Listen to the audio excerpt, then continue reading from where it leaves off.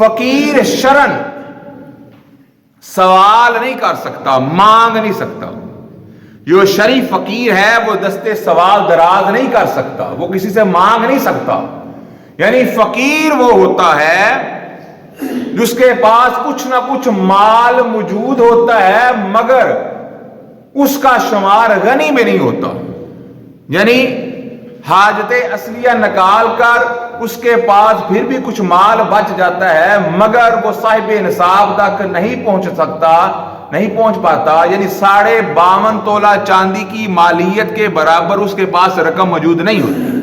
وہ اپنا گزر بسر کر سکتا ہوتا ہے، اس کے پاس پیسے بھی کچھ موجود ہوتے ہیں مگر اب مجھے ایگزیکٹ پتہ نہیں ہے کہ 52.5 تولہ چاندی کی قیمت کیا ہے، مالیت کیا ہے، 38,000 45,000 کچھ بھی ہے، لیکن میرا خیال اب ریٹس بڑے ہوئے ہیں تو اب مجھے کنفرم نہیں ہے کیا ہے.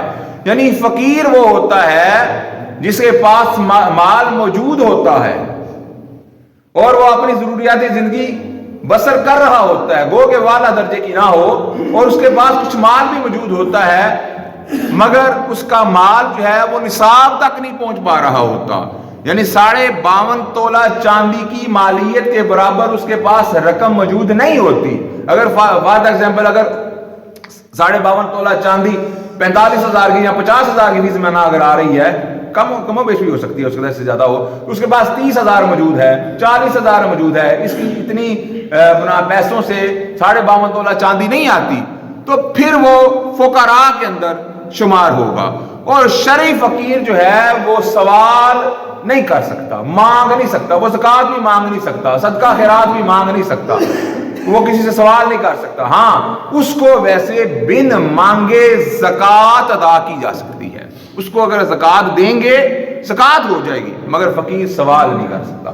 مسکین وہ ہوتا ہے جس کے پاس کھانے کے لیے کچھ نہیں ہوتا، یعنی ایک وقت کا کھانا بھی میسر نہیں ہوتا، نہ اتنے پیسے ہوتے ہیں کہ وہ کھانا خرید سکے، یا اس کے پاس لباس بھی موجود نہیں ہوتا.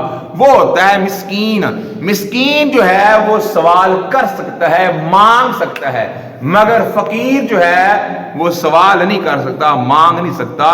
اور ہمارے ہاں جو اکثر فقیر نظر آتے ہیں جن کو ہم فقیر کہتے ہیں، جو کہ اصلاً فقیر نہیں ہوتے، جو مانگت ہیں، جو بکاری ہیں، ان کو دینا بھی جائز نہیں ہے، منع ہے، حرام ہے، گناہ ہے. ان میں سے اکثر و بیشتر تو خود جو ہے وہ صاحب نصاب ہوتے ہیں، ان پر اپنے اوپر جو ہے وہ زکوٰۃ جو ہے وہ واجب ہوتی ہے. تو سوال کرنا منع ہے. جو پیشہ پر مانگت ہے بروز محشر اس کے چہرے پر ماس نہیں ہوگا، گوشت نہیں ہوگا، ہڈیوں کا ڈھانچہ ہوگا، اس قدر اللہ تعالیٰ اس سے ناراض ہوگا. تو اس لیے ان چیزوں کا خیال رکھیں.